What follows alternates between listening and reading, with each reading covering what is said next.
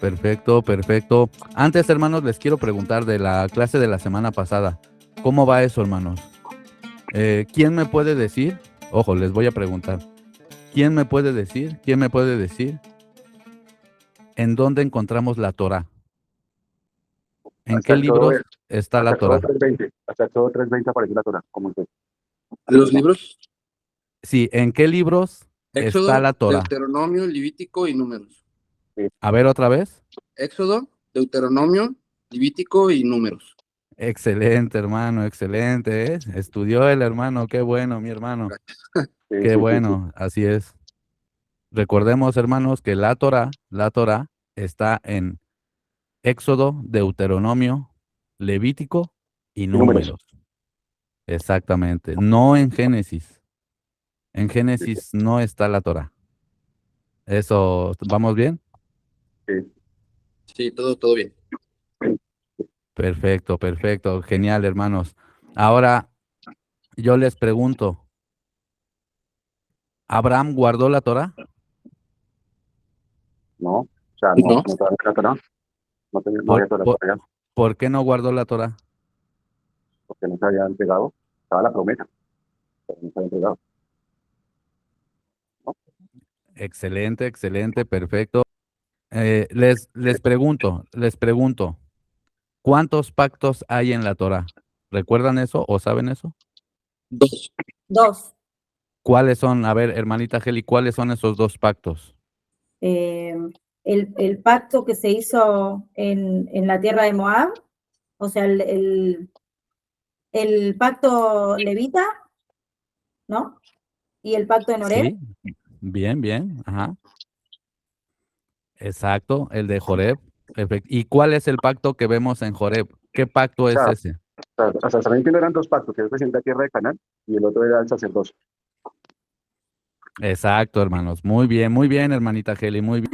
Recordemos que en la Torá vemos dos pactos en Deuteronomio. Bueno, vamos a ser más específicos. Te encargo el microfonito, hermano David, nada más mientras hablo para que no me rebote el sonido. Gracias, manito. Recordemos, de hecho hay tres pactos, bueno, dos pactos en la Torá y un pacto en Génesis, que sabemos que no es la Torá.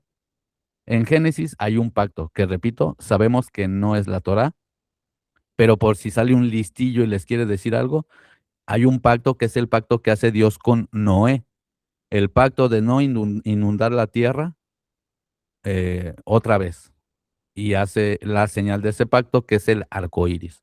Quitando ese pacto, que repito, no está en la Torá porque el libro de Génesis no es Torá, la Torá se le da hasta Moisés en Éxodo 20. En Éxodo 20 se empieza a dar la Torá.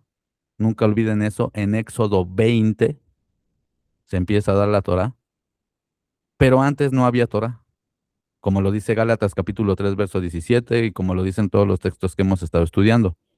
Entonces, el único pacto que vemos en Génesis, el único pacto que vemos, aparte del pacto de darles la tierra de Canaán, que quede claro, aparte del pacto de darles la tierra de Canaán, el pacto es el de Noé, el que hace Dios con Noé, de no inundar la tierra. Luego, en mismo Génesis, antes de que existiera la Torá, antes, Dios le dice a Abraham que a su descendencia le va a dar la tierra de Canaán. Ese pacto se confirma en Joreb, cuando están a punto de entrar. Eso lo vemos en Éxodo 34. Por eso Deuteronomio capítulo 29, verso 1 dice que hay dos pactos, el pacto de Joreb y el pacto de Moab, que es el pacto levita. Hasta aquí vamos bien, ¿no? Entonces, esos son los dos pactos que vemos en la Torá. Dos pactos, el pacto de recibir las tierras de Canaán y el pacto de Moab, que es el pacto que hace Dios con Pinjas. Perfecto, esto es una repasadita nomás de lo que vimos. Igual sigan estudiándolo, hermanos. Síganlo estudiando, va muy bien. Y hoy vamos a ver un texto de Romanos que la gente confunde mucho y que no entienden. Hemos visto eso, ¿no? Muchos piensan que Romanos 7 habla de la Torá y que muchos confunden este concepto de no estar bajo la ley o bajo la Torá, pensando que ya no se tiene que hacer Torá. Pero eso no es lo que dice el texto de Romanos, como lo vamos a ver, hermanos. Déjenme les presento pantalla. Les vamos a... Aquí me confirman si ven la pantalla, hermanos. ¿Se ve? Sí, Perfecto. Bueno, estamos en Romanos 5. Vamos a leer un poquito de corrido desde Romanos 5 y luego vamos a ir a Romanos 7. Pero antes me gustaría que alguien me leyera un versículo. Segunda de Corintios, capítulo 3, versículo 7. Capítulo 3. Aquí lo tengo. Adelante, hermano, ahora sí. El ministerio que causaba muerte, el que estaba grabado con letras en piedra, fue tan glorioso que los israelitas no podían mirar la cara de Moisés debido a la gloria que se reflejaba en su rostro, la cual ya se estaba extinguiendo. Perfecto, hermanos. Fíjense, aquí dice, el ministerio que causaba muerte grabado con letras en piedras. Entonces muchos dicen, mira, guardar los mandamientos en realidad te causa muerte, porque está hablando de los mandamientos y de hecho tallados en piedra. Dice, y si el ministerio de muerte grabado con letras en piedra fue con gloria, tanto que los hijos de Israel no pudieron fijar la vista en el rostro de Moisés a causa de la gloria de su rostro, la cual había de parecer. Y aquí es un poco raro, hermanos. Me gustaría saber qué opinan. ¿Qué opinan? Porque aquí dice que es el ministerio de muerte, la Torá. ¿Ustedes qué entendieron o qué entienden? Me gustaría saber qué piensan, qué entienden con esto de el ministerio de muerte. ¿Por qué? ¿Por qué Pablo está diciendo que la Torá es un ministerio de muerte? ¿Alguien sabe la respuesta? O no importa que se equivoquen, ya saben que estamos para aprender. Así es que, ¿quién me puede responder eso, hermano? No La pasa verdad es nada que, si no lo tienen claro, si se equivocan, no pasa nada, hermanos, no pasa nada en absoluto. bueno, la verdad es que está difícil, está difícil, pero tocaría como guiarse un poco por lo que dijo Duque Ola en el estudio que usted nos compartió, hermano. O sea, sí. como que la Torá también, o la enseñanza, la instrucción, también trae muerte en el pecado, algo así. Es que no sé cómo explicarlo. ¿Sí? Es algo, tiene que ver con lo que dijo Duque Ola, pero no sé cómo explicarlo. Es que no lo Perfecto, comprendo. no hay problema, hermanos, es lo que vamos a aprender. Hermana Tatiana abrió su micrófono, ¿quieres comentar, Sí, hermanita? creo que es Adelante. porque la Torá también tiene apartados donde hay maldición para quien no la guarde o quien no la cumpla. Entonces, supongo yo que de ahí puede venir también eh, ese concepto que dijo Pablo sobre el ministerio de la muerte. Perfecto, perfecto, bien, o sea, digamos que es un poquito parte de la respuesta. Bien, hermana, un poquito, claro que sí. Fíjense, hermanos, vamos a comenzar leyendo desde Ujú. Romanos capítulo 5 y vamos desde el 18, para no leer todo, vamos a leer el 6 y luego el 7 de corrido, se los voy a leer. Dice, así que así que como por la transgresión de uno vino la condenación de todos los hombres, hablando del primer Adán, de la misma manera por la justicia de uno vino a todos los hombres la justificación de vida, hablando del segundo Adán, que es Yeshua, Jesús. Porque así como por la desobediencia de un hombre los muchos fueron constituidos pecadores, así también por la obediencia de uno los muchos serán constituidos justos. Pero la Torah se introdujo para que el pecado abundara. Mas cuando el pecado abundó, sobreabundó la gracia, para que así como el pecado reinó para muerte, así también la gracia reine por la justicia para vida eterna mediante Jesucristo nuestro soberano. Aquí está diciendo que la Torá fue introducida precisamente para que abundara el pecado. Y entonces, si abunda el pecado, abunda la gracia. ¿Qué entienden ustedes por esto que acabo de leer? Bueno, ahora que lo escuché, ya creo que lo entiendo con más claridad. Es como que antes no tenían claro realmente que estaba mal, ¿sí? Hasta que vino la Torá y les está diciendo realmente cómo se transgrede, ¿no? O sea, no estaba la conciencia precisamente de lo mal, de lo malo. La Torá viene a decirles, mire, esto es lo correcto, y ahí es cuando se resalta también el pecado, ¿no? Exactamente, exactamente. Es decir, había pecado en el mundo, pero no estaba por decir así, vamos a decirlo con unas palabras que se entienda. No estaba bien definido qué era pecado realmente. Cuando llega la Torá, porque primero reinó la muerte de Adán hasta Moisés, y luego llega la Torá, y entonces nos enseña lo que es pecado. Entonces abunda el pecado, porque donde no hay Torá, pues es como si no hubiera pecado, porque no sabes qué es pecado, como dice el apóstol Pablo. No hubiera sabido lo que es pecado si la Torá no dijera lo que es pecado, parafraseando a Pablo. Entonces, sobreabunda el pecado, pero también sobreabunda la gracia, porque Dios es tan misericordioso que a pesar de ser tan pecadores, Él nos quiere salvar. Ahora viene este texto que lo voy a leer de corrido. Dice, ¿qué pues diremos?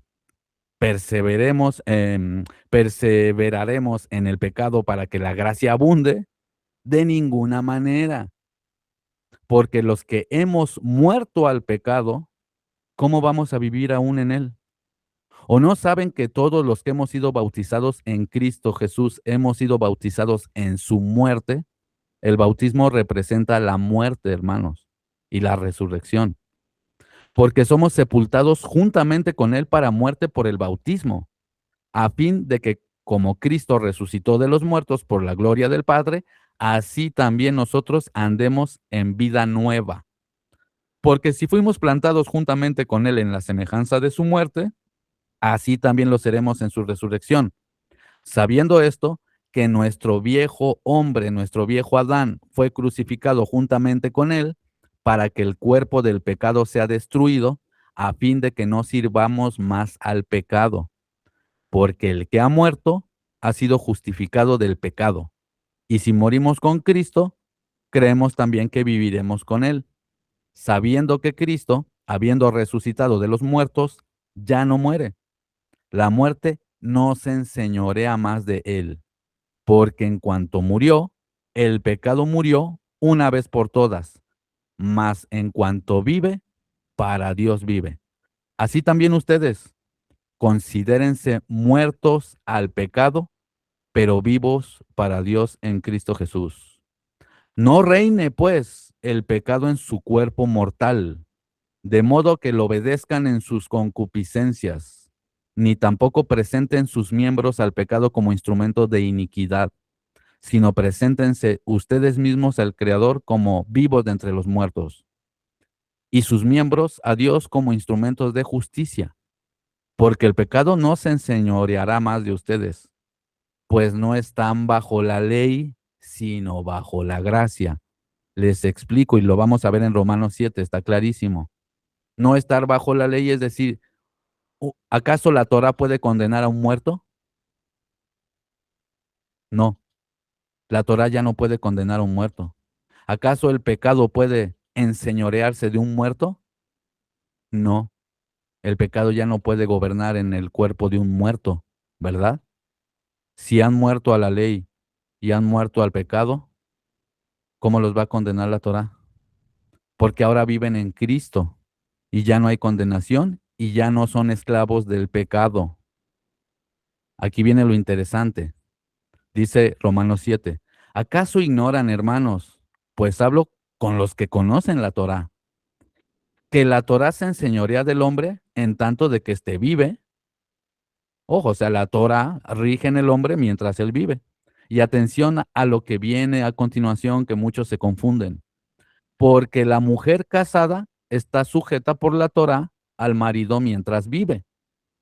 Pero si el marido muere, ella queda libre de la ley del marido. Atención a esto, si el marido muere, la mujer queda libre, ¿ok? Así que si en vida del marido se uniere a otro varón, sería llamada adúltera. Pero si su marido muere, es libre de la Torá. De tal manera que si se uniere a otro marido, no es adúltera, porque su marido murió. Así también ustedes, hermanos míos, han muerto a la ley mediante el cuerpo de Cristo. Y ahorita van a ver a cuál ley está diciendo, para que sean de otro, del que resucitó de entre los muertos, a fin de que llevemos fruto para Dios. Porque mientras estábamos en la carne, las pasiones pecaminosas que entran por la ley obraban en sus miembros llevando fruto para muerte. Pero ahora estamos libres de la ley por haber muerto para aquella en que estábamos sujetos, de modo que sirvamos bajo el régimen nuevo del Espíritu y no el viejo de la letra. ¿Qué diremos? Atención, ¿que la ley es pecado?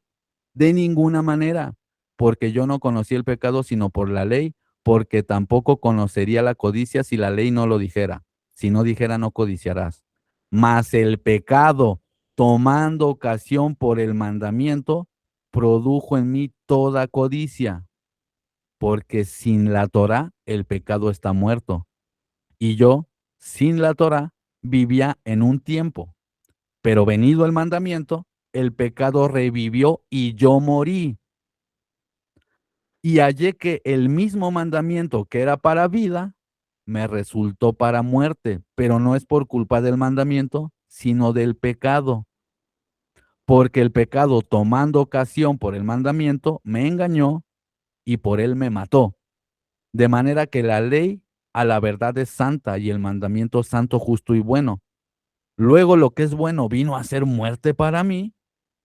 De ninguna manera, sino que el pecado, para mostrarse pecado, produjo en mí la muerte que por medio de lo que es bueno, a fin de que por el mandamiento el pecado llegara a ser de sobremanera pecaminoso. Porque sabemos que la Torá es espiritual, mas yo soy carnal, vendido al pecado. Porque lo que hago no lo entiendo, pues no hago lo que quiero, sino lo que aborrezco, eso hago. Y si lo que no quiero, esto hago, apruebo que la ley es buena. De manera que ya no soy yo quien hace aquello, sino el pecado que mora en mí. Yo sé que en mí, esto es, en mi carne, no mora el bien, porque el querer el bien está en mí, pero el no hacerlo, porque no hago el bien que quiero, sino el mal que no quiero, eso hago. Y si hago lo que no quiero, ya no lo hago yo, sino el pecado que mora en mí. Así que, queriendo yo hacer el bien, encuentro esta ley, que el mal está en mí. Atención, está hablando de una ley que no es la Torá, una ley que es el pecado que mora en él. Esta misma ley es la que tiene que morir, que leímos al principio del capítulo, cuando dice, porque la mujer casada está sujeta por la ley al marido mientras vive, pero si el marido muere, ella queda libre de la ley del marido. Aquí el marido es el pecado. El marido que tiene que morir es el pecado. Aquí, hermanos, el marido que tiene que morir es el pecado, repito. Por eso dice, así que si en vida del marido se uniera a otro varón, sería llamada adúltera. Pero si su marido muere, es libre de esa ley. Tiene que morir el pecado para que ustedes se puedan casar con el nuevo marido, que es Yeshua. ¿Se va entendiendo? Entonces, por eso dice el 21. Así que queriendo yo hacer el bien, encuentro esta ley. Te va a decir cuál ley encuentra. Pablo te va a decir qué ley encuentra. Que el mal está en mí. Pero según el hombre interior me deleito en la ley de Dios. Pero veo otra ley en mis miembros.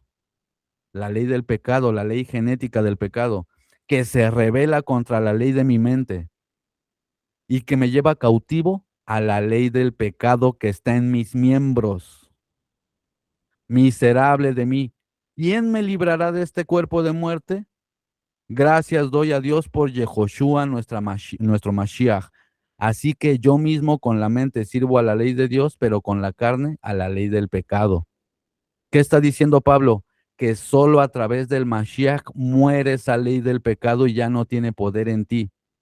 Es el mismo Pablo que en el capítulo anterior, en el 6, te dice que hay que morir al pecado. Es el mismo Pablo que te dice, no reine pues el pecado en su cuerpo mortal, de modo que obedezcan a sus concupiscencias, ni tampoco presenten sus miembros al pecado como instrumentos de iniquidad. O sea, no se está contradiciendo Pablo, porque claro, leemos el capítulo 7 y parece que Pablo está diciendo, pues yo con la mente obedezco a Dios, pero mi carne sigue obedeciendo al mal. No, en Cristo ya no. Antes sí, Pablo se dio cuenta de esta ley que estaba en él. Pero en Cristo Jesús ya no tiene poder el pecado porque ya muere el pecado. Entonces, si ahora viven en el Espíritu y dando frutos del Espíritu, ya no hay condenación de la Torá. Espero se vaya entendiendo, ¿no? Regresamos entonces a Romanos capítulo 7 y volvemos a leer los últimos versos, el 21. Así que queriendo yo hacer el bien, encuentro esta Torá, esta ley, que el mal está en mí, porque según el hombre interior me deleito en la ley de Dios, pero veo otra ley en mis miembros, otra Torá en mis miembros, otra instrucción, que es el pecado, una ley pecaminosa, que se revela contra la ley de mi mente. ¿Cuántas veces, hermanos, no pasa que con la mente quieres hacer algo, pero acabas haciendo todo lo contrario? Y tú dices, pero ¿por qué? Pablo se daba cuenta de que dentro de lo humano, para que se entienda, hay una ley genética del pecado. Y dice que lo lleva cautivo a la ley del pecado que está en sus miembros. Miserable de mí. ¿Quién me librará de este cuerpo de muerte? ¿Quién? Pues Yeshua. Gracias doy a Dios por Jesucristo nuestro Señor. Así que yo mismo con la mente sirvo la ley de Dios, pero con la carne a la ley del pecado. Pero si se supone que esa carne ya murió, si fuimos bautizados en Cristo, si ya morimos en Cristo, entonces ya no gobierna la ley del pecado, no se enseñorea. No significa que no tengan de repente un mal pensamiento, alguna actitud que se nos sale, ¿no? Algo que tenemos un error, pero el pecado ya no reina, sino la justicia. Ya pueden, ya, de hecho tienen que hacer morir el pecado. Ya no se enseñorea. Entonces, si ya no se enseñorea el pecado ya no puede utilizar la Torah para darles muerte. Es decir, el pecado se aprovechaba del mismo mandamiento santo y justo para darles muerte. No porque la Torah sea mala, no porque el mandamiento sea malo, no, sino porque el pecado se aprovecha del mandamiento santo. Entonces, si está el mandamiento y dice, no codiciarás, el pecado va a decir, pues ahora codicia, codicia. Y entonces se está aprovechando de la Torah para destruirte. Si la Torah dice, no mentirás, entonces el pecado va a decirte, miente, miente, di mentiras. Entonces, el pecado se está aprovechando de la Torah para destruirte, pero no porque la Torah sea mala. Ahora, ¿quién nos puede rescatar de todo este caos? Cristo Jesús, Yeshua el Mesías. Porque si en Él morimos, en Él también somos resucitados. Y si morimos junto con Él, ha muerto la ley del pecado y hemos muerto a la Torah. No significa que no hagamos Torah, no significa que no guardemos mandamientos. Significa que ahora el pecado no tiene el poder suficiente para controlarte y entonces no te puede destruir porque ahora tú tienes el Espíritu de Cristo dentro de ti. Antes no tenía la gente el Espíritu del Mashiach. Antes no. Antes no tenían el Ruach HaKodesh todo el pueblo. Se promete el derramamiento de espíritu en el libro de Joel, en Ezequiel. Se promete que Dios derramaría su Ruach, su espíritu en la gente. Entonces, si el Espíritu de Cristo, el Ruach HaKodesh, entra en ti, ya no eres dominado por el pecado. El pecado no debería dominarte, porque ahora Cristo vive en ti. Ya no vives tú. Cristo vive en ti y Cristo no peca. Si Cristo vive en ti, entonces automáticamente tú ya no vives. Y si tú ya no vives, no puedes ser condenado por la Torá, porque la Torá solo condena a los vivos. ¿Se va entendiendo, hermanitos? Lo voy a volver a repetir y ya los dejo que comenten. Lo voy a volver a repetir para que quede claro. Si la Torá solo puede condenar a un vivo, pero si el vivo muere, ya no puede condenarte. Si morimos al pecado, ya no hay condenación. Y aquí, hablando, está hablándole a todo el pueblo, obviamente, dice, atención, ¿acaso ignoran, hermanos, pues hablo a los que conocen la Torá, que la ley se enseñorea del hombre entre tanto que éste vive? Y empieza a hacer una analogía, porque la mujer casada está sujeta por ley al marido mientras vive. Pero si el marido muere, ella queda libre de la ley del marido. Si leemos el contexto de Romanos 6, te dice que has muerto en Cristo, ha muerto el pecado. Entonces, la iglesia, por decir así, la mujer que es la iglesia, la eclesía, para poderse casar con Jesús, con Yeshua, la iglesia, tiene que quedar libre. Tiene que morir su ex marido, bueno, su marido. La única manera es que muera el marido para que entonces la iglesia se pueda casar con Cristo. ¿Cuál es ese marido del que está hablando el apóstol Pablo? Es el pecado. El pecado es ese marido que tiene que morir. Si muere el marido, si muere esta ley del pecado, entonces tú quedas libre para poder casarte con el Mashiach. ¿Se entienden las alegorías que está haciendo Pablo? Entonces, si alguien está muerto, la Torá ya no tiene poder de condenación sobre esa persona porque ya se murió. Y si resucitaste en Cristo, los frutos del Ruach HaKodesh, del Espíritu, traen vida. El pecado ya no te puede condenar por los méritos de Cristo, no los nuestros, pero porque nosotros hemos matado a ese marido, a ese pecado, y nosotros mismos hemos muerto y resucitado en el bautismo, que es lo que dice Romanos 6. No podemos olvidar los contextos. Por eso dice Romanos 6:12, no se está contradiciendo Pablo, dice, no reine pues el pecado en sus cuerpos mortales, de modo que lo obedezcan en sus concupiscencias. Tampoco presenten sus miembros al pecado como instrumento de iniquidad, sino preséntense ustedes mismos como vivos de entre los muertos y sus miembros a Dios como instrumentos de justicia, porque el pecado no se enseñoreará más de ustedes, pues no están bajo la ley. ¿Se entiende? No se está contradiciendo Pablo. Él está diciendo que ya no debemos pecar. Y por eso en el capítulo que sigue empieza a hablar de un hombre que muere, un marido que muere. Ese marido que muere, para que la mujer se pueda casar, ese marido es el pecado. En este capítulo específico, el pecado debe de morir.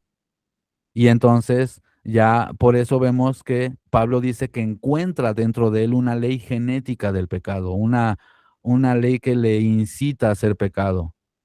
Y dice, ¿y quién nos podrá salvar de esto? Solo Cristo Jesús, nada más el Mesías. Así que hasta ahorita, ¿cómo vamos? No es muy complicado, ¿eh? Nada más es de repasar el capítulo y todo eso, los capítulos, leer más capítulos de Romanos, pero más o menos, hermanos, hasta ahorita, ¿cómo vamos? ¿Alguna pregunta? ¿Se entendió más o menos lo que está diciendo Pablo? ¿Qué opinan, hermanos? Adelante, quien guste hablar. Bueno, yo no sé si alguien quiere hablar, pero no sé. Yo la verdad, esa parte donde tú dices que el Señor o el esposo sería el pecado, yo realmente lo veo más como que el Señor realmente sería el mismo Satanás, porque en 1 Juan 3:8 dice, el que practica el pecado es del diablo, porque el diablo peca desde el principio. Realmente yo creo que cuando se vive el pecado es como la acción y el Señor de uno es el mismo Satanás, o Satán, ¿sí? Y cuando uno ya muere a pecado, entonces nuestro Señor, ahí sí es el Mesías, ¿no? Es decir, no es culpa de Satanás, hermanos. En la Biblia te dice que es tu culpa, es tu pecado que muere en ti. El mal está en nosotros, hermanos, no en Satanás. Satanás no te hace pecar, pecamos nosotros. Ya. Entonces, No lo quise decir desde ese lugar tampoco, o sea, yo sé que obviamente el mal es interno, porque está claro en el texto que usted acaba de leer, hermano, ajá, sino que como que simbólicamente hablándolo, realmente cuando uno se deja llevar por esa naturaleza de este cuerpo, nuestro Señor espiritualmente viene siendo el mismo Satán. Pues así lo entiendo yo también con lo que acabo de leer en 1 Juan 3:8, porque dice claramente, el que practica el pecado es del diablo, o sea, le pertenecemos a él, o sea, es nuestro Señor, no, es sí, el que claro, practica. eso es seguro, claro, pero en este capítulo el marido que tiene que morir es el pecado. Lean Romanos 6, lean todo el capítulo de Romanos 6, lo van a entender. Está hablando del pecado. Por eso dice, el pecado no se enseñoreará más de ti, no dice que Satanás no se va a enseñorear de ti. O sea, tu Señor es el pecado, según estos versículos, no Satanás. Obviamente que sabemos que pues quienes pertenecen al reino del maligno, pues sí, no están en el reino de las tinieblas, pero aquí es el pecado el enemigo a vencer, no Satanás. No sé si me explico, hermano. Sí, no, perfectamente, perfectamente. Ajá, sí, sí, sí, porque lean hermanos, todo Romanos 6 y van a ver el contexto del mismo Romanos 6. ¿Qué diremos pues? ¿Preservaremos en el pecado para que la gracia abunde? De ninguna manera, porque hemos muerto al pecado. O sea, nunca nombra a Satanás, Pablo aquí. Está hablando todo el tiempo del pecado, todo el tiempo. Y luego dice que se da cuenta que hay una ley genética del pecado en nuestros miembros, que es el que se enseñorea el pecado. No dice que Satanás, el pecado se enseñorea y ya no más. En Cristo ya no es tu Señor el pecado, ya no es tu marido el pecado. ¿Se entiende, hermanito? Sí, perfectamente, hermano. Gracias. Claro, claro, no, obviamente que cualquiera que hace pecado, que vive en pecado, que no sigue a Cristo, obviamente que pues su padre es el diablo, ¿no? En eso estamos de acuerdo. Pero para ser más específicos, aquí está hablando del pecado, hermano, de esta ley genética del pecado. Y ese es básicamente es la historia de la Biblia, ¿no? Es un combate en contra del pecado. No digo que Satanás y su reino del mal no incite a la gente a cometer pecado, claro que sí, pero el pecado que mora en nosotros es el que nos hace caer, ni siquiera es Satanás. ¿Se entiende? Es el pecado que mora en nosotros. El pecado se aprovecha del mandamiento santo, ¿no? Obviamente que Satanás va a utilizar un montón de artimañas para hacerte caer, no estoy diciendo que no, no estoy diciendo que no, pero el problema principal del hombre, según la Biblia, ni siquiera es Satanás, es el pecado. Por eso, aunque vemos en el Nuevo Testamento, hermanos, vemos que Satanás está atado. Ojo con eso, ¿eh? Ojo con eso. El mismo Jesús dice, ¿acaso se puede sacar un hombre fuerte de la casa sin antes haberlo atado? La misma palabra griega que aparece ahí es exactamente la misma palabra que aparece en Apocalipsis 20, donde dice que Satanás es atado. Aquí la pregunta es, ¿Satanás es atado y eso significa que tú ya no tienes pecado? No, Satanás puede estar bien atadito, sin embargo, tú puedes ser un pecador de primera. La culpa no es de Satanás, la culpa es de nosotros, de nuestra concupiscencia, de nuestro propio pecado. Esta ley que tenemos dentro de nosotros, aunque sea a Satanás. ¿Se entiende, hermanito? Perfectamente. Genial, hermanito, genial, no, excelente. Dice el 8. Vamos a leer un poquito a ver qué hay por aquí. Dice, ahora pues, ninguna condenación hay para los que están en Cristo Jesús. Los, los que no andan conforme a la carne, sino conforme al Espíritu.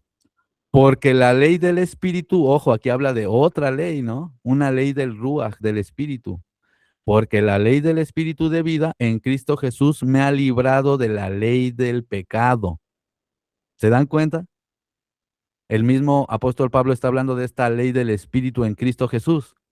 Esta Torah que sale de Sion, profetizada, esta ley de Sion, la ley de Cristo, pues.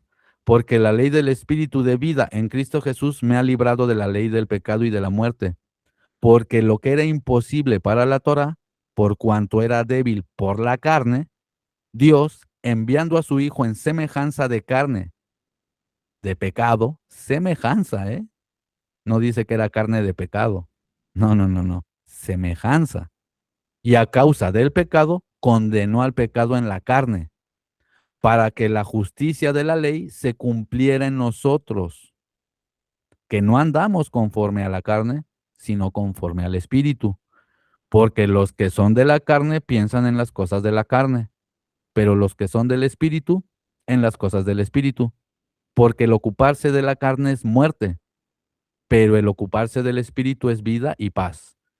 Por cuanto los designios de la carne son enemistad contra Dios, porque no se sujetan a la ley de Dios, ni tampoco pueden.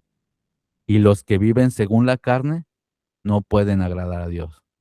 O sea, aquí él mismo te está diciendo que sí hay que sujetarse a la ley de Dios, pero en el Espíritu. ¿En cuál Espíritu? En el de Cristo. Porque solo en el Espíritu de Cristo es que tú puedes vencer al pecado. De otra manera, no. Mas ustedes no viven según la carne, sino según el Espíritu, si es que el Espíritu de Dios mora en ustedes. Y si alguno no tiene el Espíritu de Cristo, no es de él. Pero si Cristo está en ustedes, el cuerpo en verdad está muerto. Se está hablando Pablo está diciendo, si realmente Cristo está en ti, el pecado ha muerto. Si realmente. Si no, no. Si el Espíritu de aquel que levantó de entre los muertos a Jesús mora en ustedes, el que levantó de los muertos a Cristo Jesús vivificará también sus cuerpos mortales por su Espíritu que mora en ustedes. Así que, hermanos, deudores somos, no a la carne, para que vivamos conforme a la carne. Porque si viven conforme a la carne, morirán. Mas si por el Espíritu hacen morir las obras de la carne, ¿recuerdan el marido que tenía que morir? ¿Recuerdan? Las obras de la carne. Porque todos los que son guiados por el Espíritu de Dios, estos son hijos de Dios, pues no han recibido el espíritu de esclavitud para estar otra vez en temor, sino que han recibido el espíritu de adopción, por el cual clamamos Abba, Padre. El Espíritu mismo da testimonio a nuestro espíritu que somos hijos de Dios. Y si los hijos, también herederos, herederos de Dios y coherederos con Cristo, si es que padecemos juntamente con Él, para que juntamente con Él seamos glorificados. Ojo para los que dicen, no, es que no sé por qué yo sigo a Cristo y me va mal y me pasan cosas, pero aquí te está diciendo que vas a padecer juntamente con Él y solo así seremos glorificados. Pues tengo por cierto que las aflicciones del tiempo presente no son comparables con la gloria venidera que en nosotros ha de manifestarse. Porque el anhelo ardiente de la creación es el aguardar la manifestación de los hijos de Dios, porque la creación fue sujetada a vanidad, no por su propia voluntad, sino por causa del que la sujetó en esperanza, porque también la creación misma será libertada de la esclavitud de corrupción, a la libertad gloriosa de los hijos de Dios. Porque sabemos que toda la creación gime a una, y a una está con dolores de parto hasta ahora. Y no solo ella, sino que también nosotros mismos que tenemos las primicias del Espíritu. Nosotros también gemimos dentro de nosotros mismos, esperando esa adopción, la redención de nuestro cuerpo. Porque en esperanza fuimos salvos, pero la esperanza que se ve no es esperanza, porque lo que alguno ve, ¿cómo lo va a esperar? Pero si esperamos lo que no vemos, con paciencia lo aguardamos. Nosotros no somos gente de ver para creer, nosotros damos pasos por fe. Así es que ya a partir de aquí vamos a charlar un poquito, a improvisar un poquito. No hay más que leer por ahora.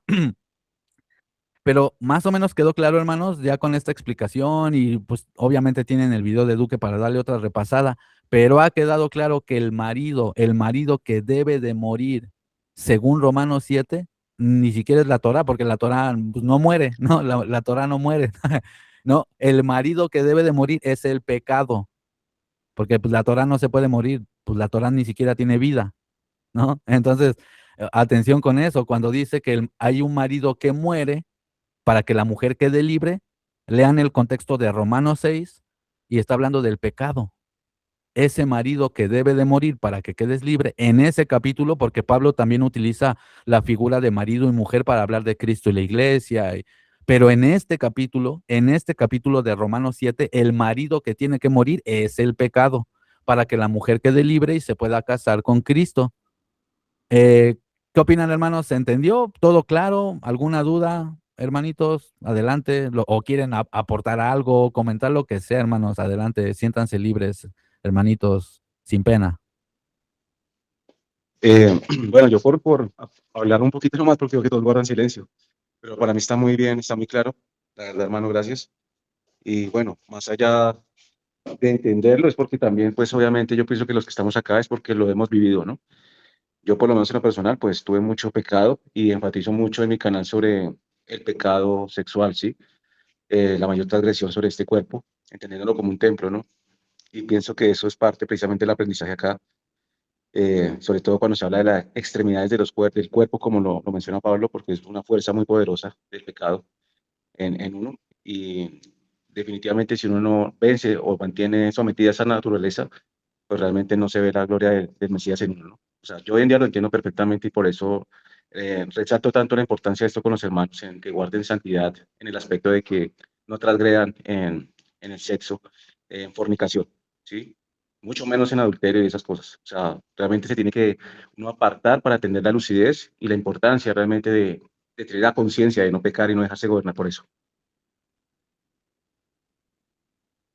Amén, hermano, amén. Y entiendo, hermanos, que es una batalla, que es una lucha, que hay caídas. Se entiende, hermanos, seamos honestos, hay caídas, fallamos, pero hay que pedirle al Padre misericordia, hay que seguir adelante. Estamos en tiempos sin precedentes, bombardeados, estamos llenos de sustancias raras que nos tiran por el aire, por la comida, por todos lados, radiaciones.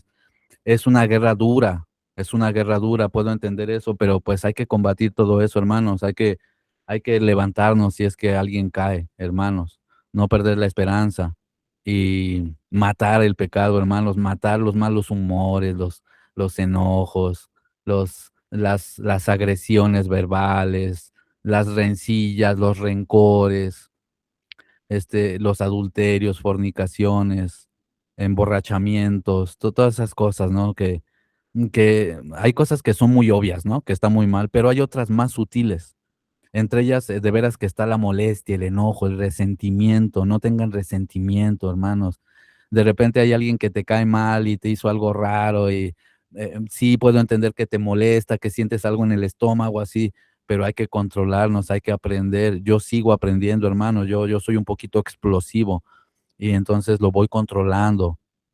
Y más con los hermanitos en la fe, hay que ser más pacientes, hay que tener más misericordia, paciencia. Y con los que sean enemigos del evangelio, vamos a ser un poco más directos, más duros, no pasa nada, pero también sin guardar resentimiento, hermanos. Muchos no sé si me lo vayan a creer, pero incluso yo que he debatido con Punto Breslev y con estos antimisioneros, en verdad que no lo odio ni nada. En verdad digo, pobre hombre, ya hasta me da risa, digo, no, se pasa este Breslev.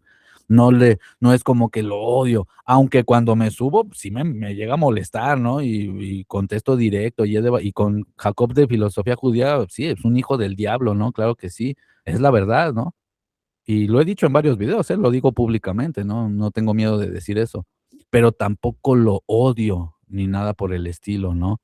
Entonces, eso, mis hermanos, em, veo aquí que alguien quiere entrar, pero no sé quién sea. No, no es del grupo. No es a ver, déjeme ver. ¿Es Santiago, hermano Santiago? No, no reconozco, Ah, no sí, recuerdo. Santiago, sí.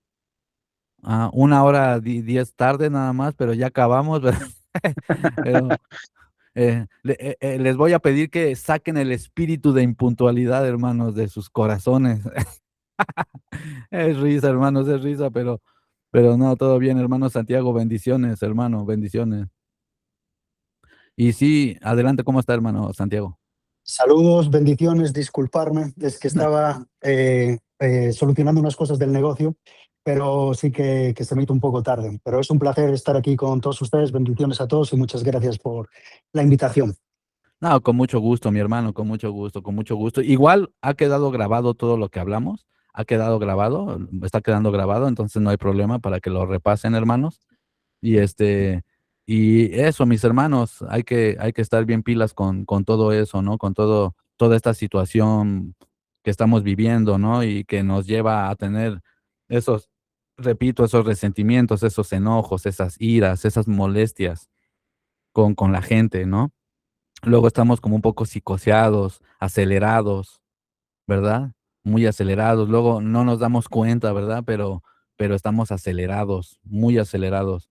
Entonces, eso, hermanitos, hay que ir pisando el freno, amar al hermano, tener paciencia con los hermanos, mucha paciencia y también saber que, bueno, ahora sí que no todos van a pensar como nosotros. Eso también tenerlo muy claro, hermanos. Es un consejo que les doy. Aprendan a convivir con hermanos que no piensan como ustedes. No todos van a pensar exactamente igual, ¿no? Puede molestar, ¿no? Yo entiendo que te molesta cuando alguien te contradice, cuando alguien, tú sabes que está en un error y no quiere entender y te desespera un poco. Eso es lo que tenemos que matar, hermanos. Eso es lo que tenemos que aniquilar, darle cuello, hermanos, a esas emociones de querer tener la razón, de querer ser mejor que los otros, esas pequeñas emociones que llegan. Y las mujercitas también, o yo entiendo que al ser tan emocionales, seguro que saben de lo que estoy hablando, ¿no? Les vienen pensamientos raros, también a los hombres, también, ¿no? Todo eso, hermanitos, controlarlo, aniquilarlo, darle cuello, hermanos, darle cuello también a todo lo sexual, todo eso, hermanos, todo eso, lo que es inmoral, ¿no? Lo que es inmoral, todo eso, hermanitos, tener cuidado, hermanos, y destruir, aniquilar todo ese sentimiento de resentimiento. El resentimiento yo creo que es una de las bases de todos los malos sentimientos. El resentimiento, de ahí se desprende el enojo, la ira, la venganza, la depresión, del resentimiento. Atención con eso, el resentimiento, de ahí se desprenden todas las demás emociones negativas, ¿no? Entonces, trabajar con ese resentimiento al padre, a la madre, al primo que te hizo daño, al hermano que te sacó de la congregación, al que te contradijo, al marido, a la mujer, hermanos, y más los que tienen mujer o son casados y eso, hermanos, no puedes estar durmiendo con un enemigo. No pueden estar durmiendo con un enemigo, ¿no? O sea, no busquen ganarle a tu pareja en un argumento o algo, no, te estás autodestruyendo. Entiendan que son una sola carne. Para los que tengan mujer, ¿no? Para los que estén solos, pues no, ¿ah? Pero los que tengan mujer, es un consejo, cuiden a su varón y varón cuiden a sus mujeres, como dice el apóstol Pablo. No traten de ganarle. Es como estás durmiendo con el enemigo. O sea, si tú le ganas, por ejemplo, en un debate a una mujer o algo, a tu esposa o algo, y le ganaste y la medio humillaste, solo vas a generar en ella resentimiento. Y también la mujer, si nomás estás ahí, dale, dale, dale, fregándole la mente al marido, comiéndole la mente al marido, reflexiona lo que estás haciendo.